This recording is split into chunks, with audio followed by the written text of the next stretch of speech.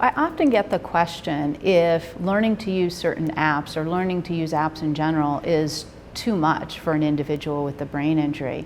And I'm always puzzled by that because I've actually been teaching at the Acquired Brain Injury Program at Coastline for over 30 years.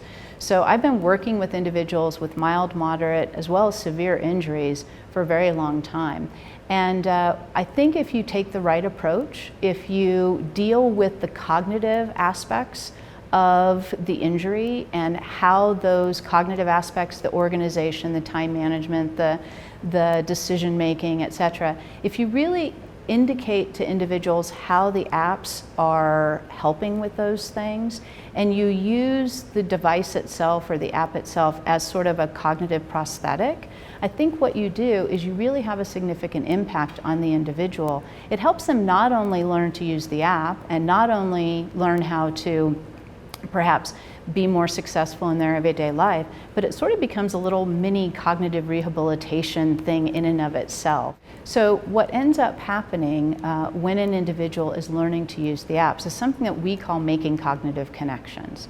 The idea of making cognitive connections is to really teach an individual how to use the device itself to begin with, and then to slowly integrate the concept of those cognitive skills.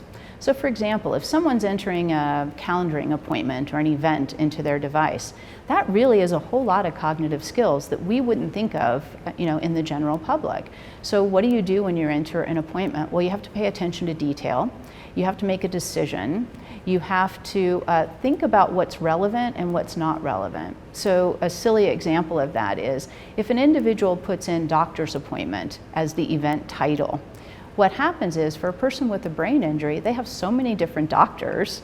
If you don't put specific information, then oftentimes 2 months later when the appointment pops up, you have no idea which doctor it was that you had put in there.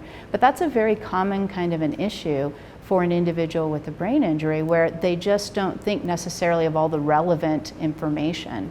And so by having them do this and by working with them, I can help point out some of those inconsistencies, perhaps in their cognitive abilities, but I can do it in a very practical way. It's something that they can see themselves quite easily, and I think that that's a really important component to it. This video was produced by BrainLine thanks to generous support from the Infinite Hero Foundation.